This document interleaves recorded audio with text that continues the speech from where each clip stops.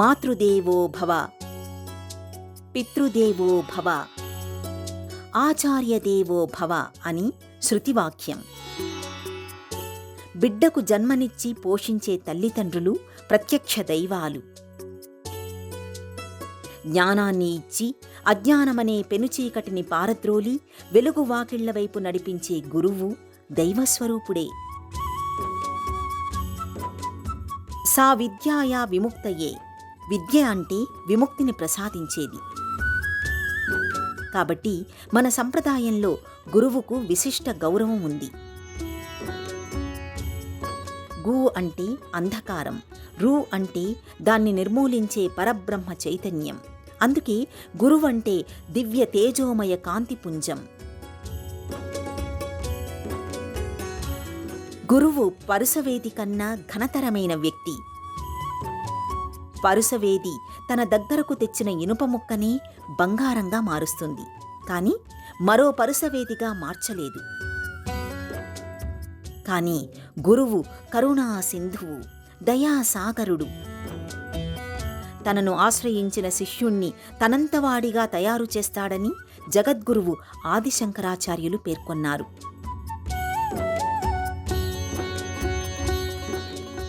ప్రపంచ దేశాల్లో మన దేశానిది ఆచార్య స్థానం.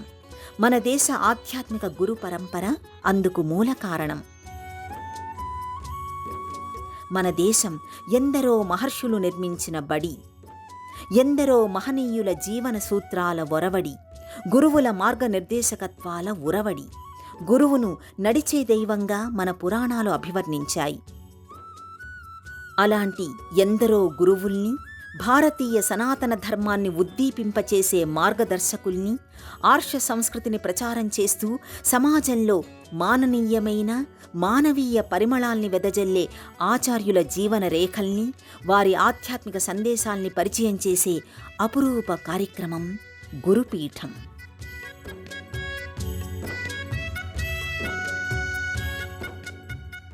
ఆధ్యాత్మిక చింతన, పారమార్థిక సాధన, సమాజ సేవా మార్గాల ద్వారా ధర్మయుతమైన మార్గాన్ని ఉపదేశిస్తున్న సద్గురువు శ్రీ గణపతి సచ్చిదానంద స్వామి. ఆధ్యాత్మిక జీవన వికాసం కోసం అవధూత దత్తపీఠాన్ని నెలకొల్పి సమాజాన్ని బహుముఖాలుగా సముద్ధరణ చేస్తున్నారు.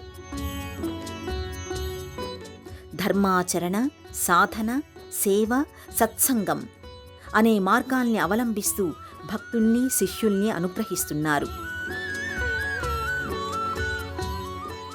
కర్ణాటకలోని మైసూర్లో చాముండి పర్వతానికి సమీపంలో 40 ఎకరాల విస్తీర్ణంలో అవధూత దత్తపీఠాన్ని స్థాపించి దివ్యమైన ఆధ్యాత్మిక జ్ఞానాన్ని విశ్వవ్యాప్తంగా పంచుతున్నారు.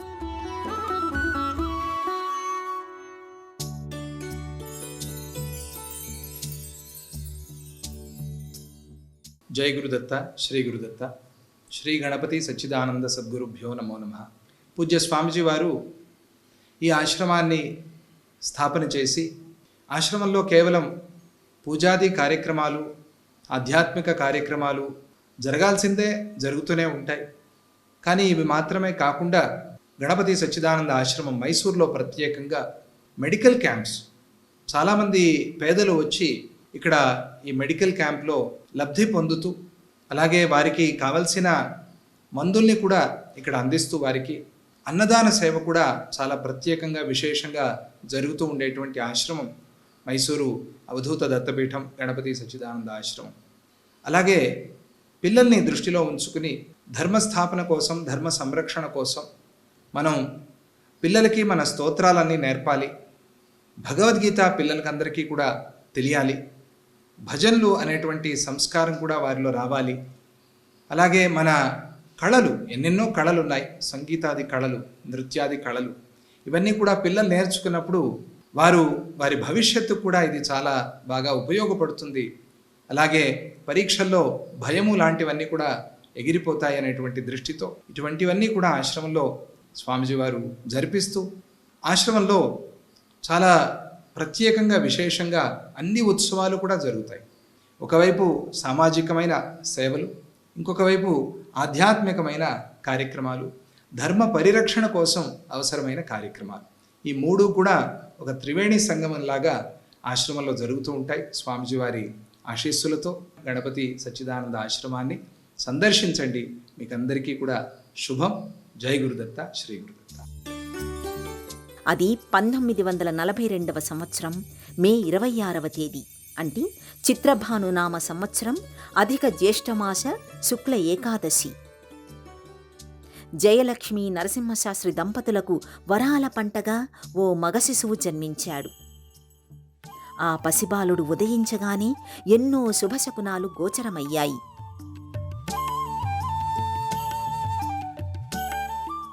అందుకు తగిన రీతిలోనే బాల్యం నుంచి ఆ బాలునికి ఆధ్యాత్మిక చింతన పట్ల, సంగీత సాహిత్యాల పట్ల మక్కువ ఏర్పడింది.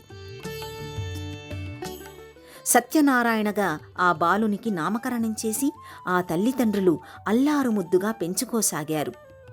పాఠశాలకు వెళ్లే రోజుల్లోనే సత్యనారాయణ పిల్లలతో ఆటలాడకుండా ఆధ్యాత్మిక సాధనలో మునిగిపోయేవాడు. తన తోటి పిల్లలకు జీవన మార్గానికి ఉపకరించే మహితోక్తుల్ని ప్రబోధించేవాడు. సత్సంగాల్ని ఏర్పాటు చేసి వారిని తన ప్రసంగాలతో, కథలతో ఆకట్టుకున్నాడు. వయసుకు మించిన పరిణతి కనబరుస్తోన్న చిన్నారి సత్యనారాయణను చూసి ఆయన గురువులు సైతం ఆశ్చర్యపోయేవారు. పెద్దలకే కొరుకుడు పడని ఆధ్యాత్మిక విశేషాల్ని ఉపాధ్యాయుల ముంగిట అలవోకగా, సుబోధకంగా విశదీకరించేవాడు సత్యనారాయణ. 1951వ సంవత్సరంలో సత్యనారాయణ మాతృమూర్తి జయలక్ష్మి పరమపదించారు. తల్లిని కోల్పోవడంతో ఆ బాలుడు తల్లడిల్లాడు. ఆ ఆవేదన నుంచి బయల్పడడానికి యోగదీక్షను స్వీకరించాడు. హఠయోగాన్ని సాధన చేసి పూర్తి సమయాన్ని ఆధ్యాత్మిక చింతనకే వినియోగించాడు. నిరంతర దైవనామ సంకీర్తన, యోగాభ్యాసాలతో ఈశ్వర ధ్యానంలో మనసును అనుసంధానం చేశాడు. 1966వ సంవత్సరం మే 26వ తేదీన ఓ చిన్న పాకలో ఆశ్రమాన్ని ఏర్పాటు చేసి దత్తావధూత పీఠమని పేరు పెట్టారు. గణపతి సచ్చిదానంద స్వామిగా తనకి నామకరణం చేసుకున్నారు. ఇంతింతై వటుడింతై అనే రీతిలో సూక్ష్మస్థాయిలో ప్రారంభమైన ఆ ఆశ్రమం నేడు విరాట్ రూపాన్ని సంతరించుకుంది. విశ్వ చైతన్య స్ఫూర్తిని అందుకుంది.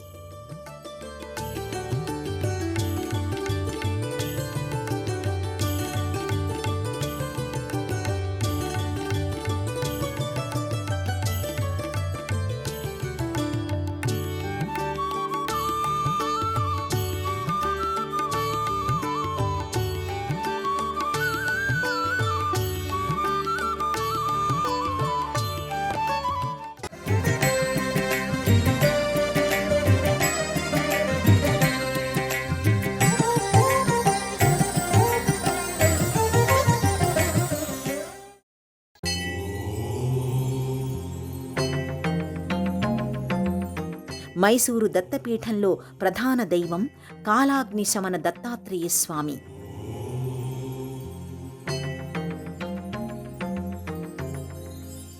దత్తపీఠానికి ఇదే మూలస్థానం. గణపతి సచ్చిదానంద స్వామి స్వయంగా ఈ దివ్యమంగళ విగ్రహాన్ని ప్రతిష్ఠించి ఆలయాన్ని నిర్మింపచేశారు. ఈ దివ్య సన్నిధికి విశ్వ ప్రార్థనా మందిరమని పేరు.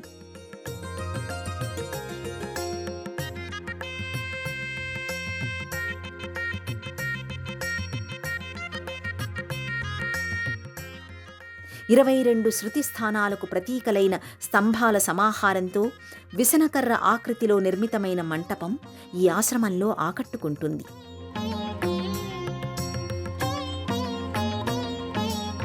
దీనిని నాద మంటపంగా వ్యవహరిస్తారు.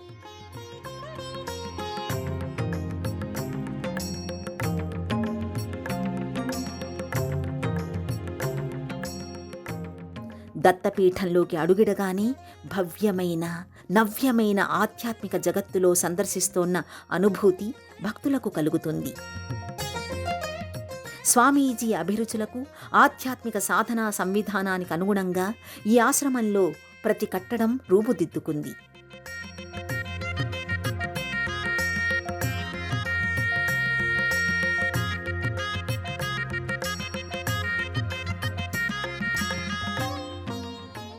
భక్తులు సమర్పించిన అరుదైన శిల్ప కళాఖండాలు, సంగీత వాద్యాలు, విలక్షణ వస్తువుల నిలయంగా ప్రదర్శనశాల ప్రకటితమవుతుంది.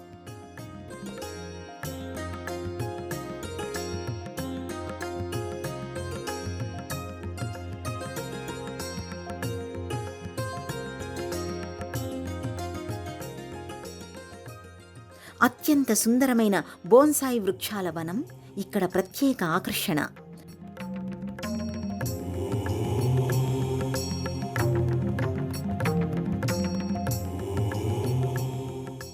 ఎన్నో అరుదైన ఔషధ మొక్కలు, వృక్షాలతో తీర్చిదిద్దిన కిష్కింధ మూలికావనం ఆకట్టుకుంటుంది.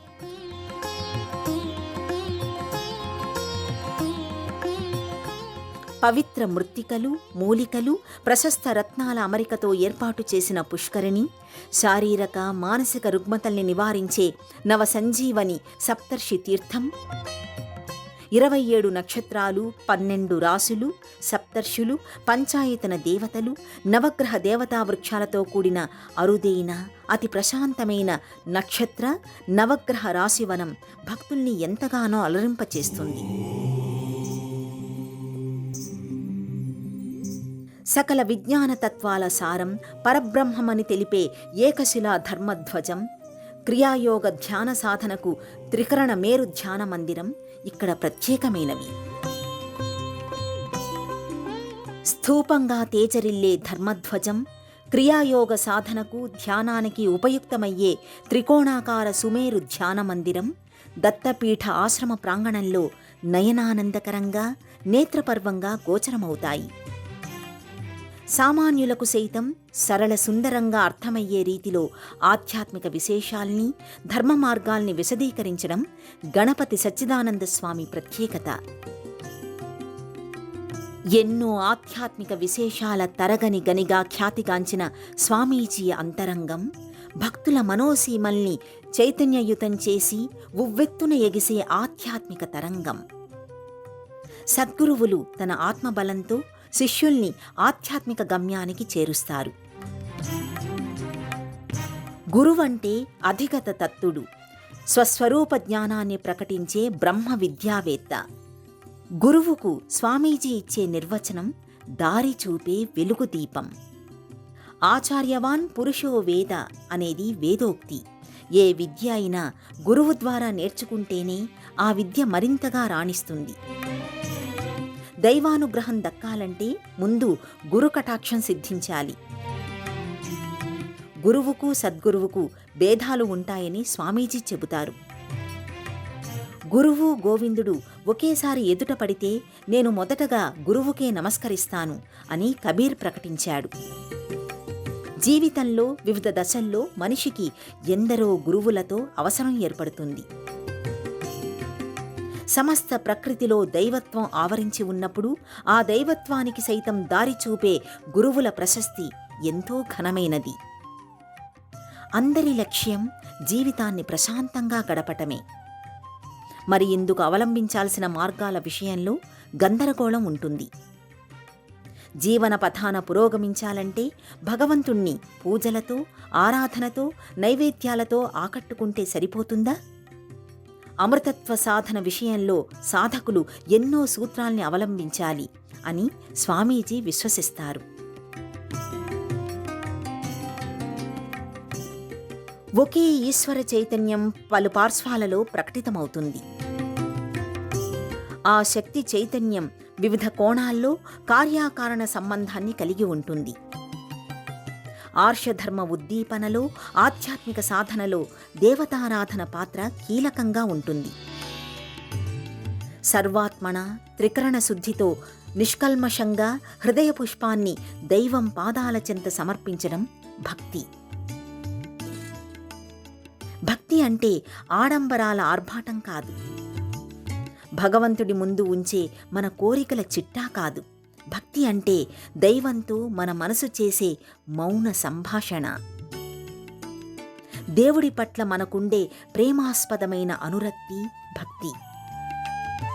మరి స్వామీజీ భక్తి సందేశాన్ని పలు రీతులలో అనుగ్రహిస్తున్నారు. నీలో నాలో, మనందరిలో ఈ సృష్టి అంతా ఆవరించి ఉన్న జీవశక్తి దైవం. అణువణువు తొణికిసలాడే జీవత్వంలోనే దైవత్వం ఉంది. మరి నాస్తికవాదానికి ఉనికి లేదని స్వామీజీ విశ్వాసం. సత్యవాది, నియమనిష్టలతో జీవితాన్ని గడుపుతూ ఇంద్రియాల్ని నిగ్రహించినవాడు, రాగద్వేషాలకు అతీతుడు, అహింసా వ్రతాన్ని దీక్షగా చేపట్టిన సత్పురుషుడు, వేదశాస్త్ర పారంగతుడు, శిష్యుల పట్ల వాత్సల్యం గల వ్యక్తి సద్గురువు కాగలడని మనువు పేర్కొన్నాడు.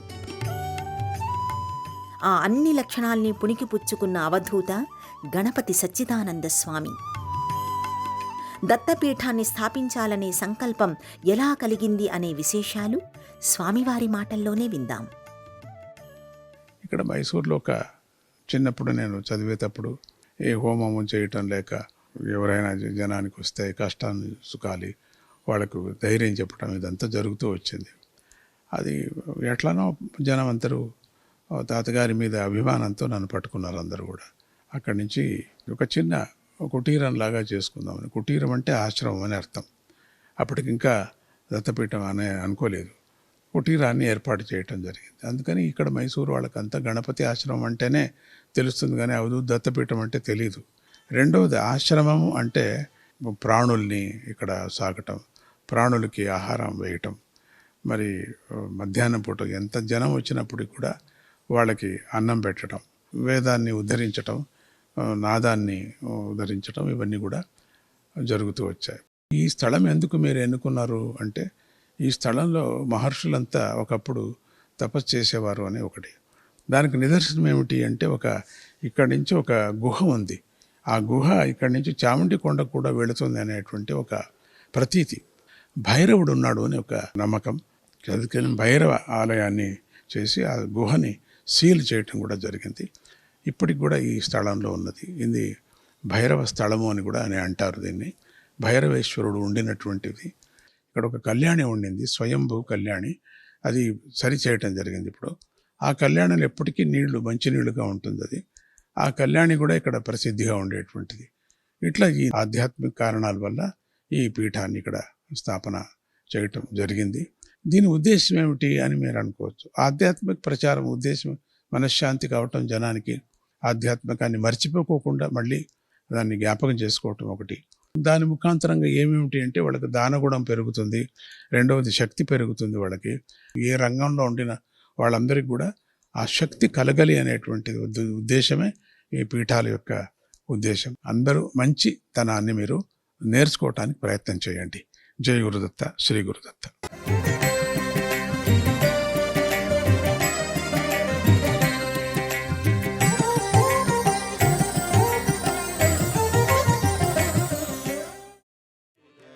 ధర్మం, భక్తి, భజన, కీర్తన అనే సంప్రదాయాల ద్వారా ఆధ్యాత్మిక ఉన్నతిని సాధించడం దత్తపీఠ లక్ష్యం.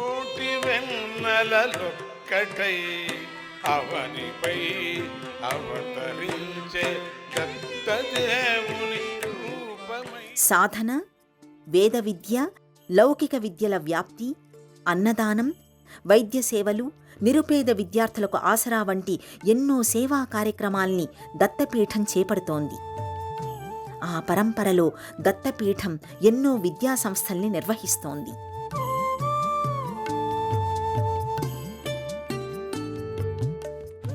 దత్తపీఠాధిపతి అయిన గణపతి సచ్చిదానంద స్వామికి ఆంజనేయ స్వామి పట్ల ఎనలేని భక్తి.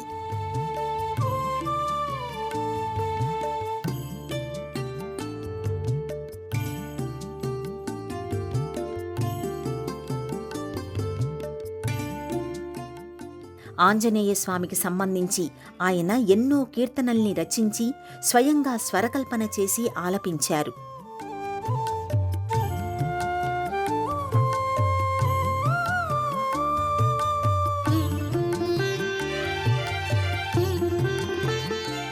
ఈ నేపథ్యంలోనే కోటి హనుమాన్ చాలీసా పారాయణ సంకల్పాన్ని దీక్షతో కొనసాగిస్తున్నారు. భక్తులలో చైతన్య దీప్తిని వెలిగిస్తున్నారు. ఆ పరంపరలోనే స్వామీజీ ఆధ్వర్యంలో కార్యసిద్ధి హనుమాన్ పూజాధికాలను వైభవంగా నిర్వహిస్తున్నారు. అలాగే బాలాజీ టెంపుల్ ఈ ప్రాంగణంలో ప్రత్యేకంగా ఆకట్టుకుంటుంది.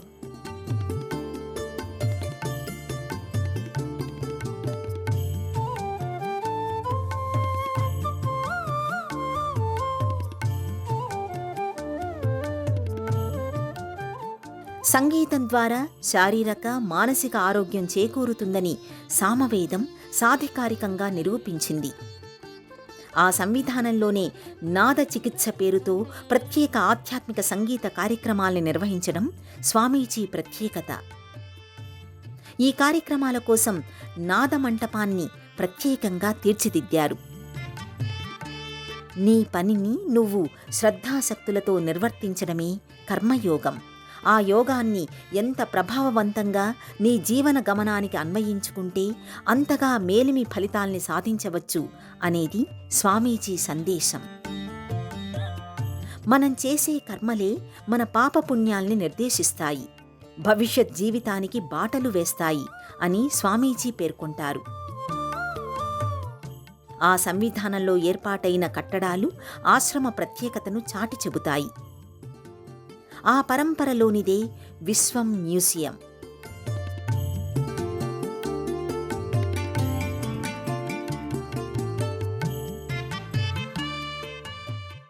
ఆధ్యాత్మిక చింతన, సామాజిక సేవా కార్యక్రమాల ఆలంబనతో దత్తపీఠం పురోగమిస్తోంది.